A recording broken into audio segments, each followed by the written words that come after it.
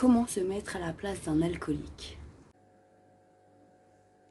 Salut les guerriers, j'espère que vous avez la pêche. Cette vidéo est spécialement faite pour que les entourages des alcooliques puissent mieux comprendre ces derniers. Bien évidemment, on ne peut absolument pas généraliser les caractères et les problématiques de chaque alcoolique. Donc l'idée, c'est de vous donner plusieurs possibilités de cas dans lesquels certains, ou une majorité peut-être, d'alcooliques peuvent rentrer ou se reconnaître.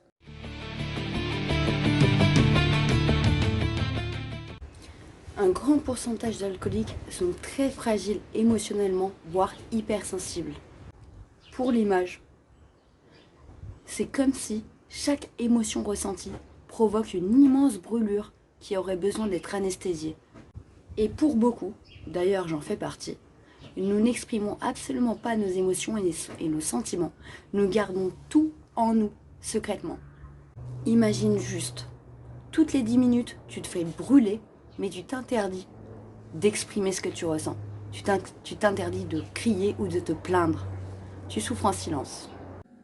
D'ailleurs, c'est pour cela qu'une fois en état d'ébriété, l'alcoolique se plaint de tout et n'importe quoi. Il paraît ultra négatif. En fait, il évacue juste tout ce qu'il garde en lui. Alors, pour aider certains alcooliques, ça peut être très intéressant de les aider à exprimer leurs émotions.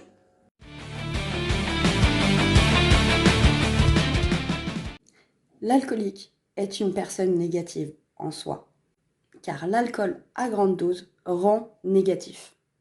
Mais on peut aussi considérer que peut-être la personne n'est plus capable de gérer le négatif, qu'elle ferait une sorte d'overdose de négatif.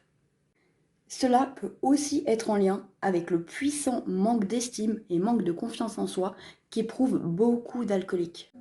Mais ce qu'il faut retenir absolument, c'est qu'il faut absolument, encore une fois, éviter toute critique, suggestion ou affirmation négative envers une personne qui essaye d'arrêter l'alcool.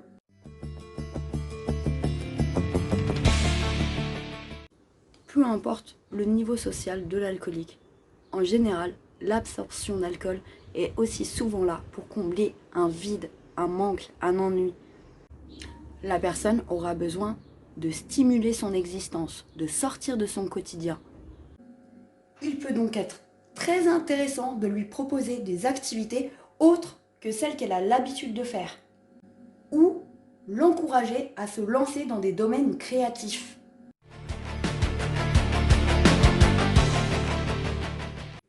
Si l'alcoolique en question n'est pas chef d'entreprise ou ne pratique pas le métier de ses rêves, il faut prendre en considération qu'il y a de grandes chances pour qu'il n'ait absolument aucune confiance en lui. Ce qui veut dire qu'il y a très peu de chances pour qu'il croie en sa capacité à réussir à arrêter l'alcool. Alors, l'entourage a tout intérêt à afficher une certaine confiance en l'alcoolique. Et surtout, ne jamais remettre en question sa parole lorsqu'il affirme qu'il n'a pas consommé. Une toute petite preuve de manque de confiance. Et l'alcoolique, son cerveau plutôt, va tout de suite repenser à l'état de confiance qu'il ressent lorsqu'il boit et son cerveau va directement le guider vers la bouteille.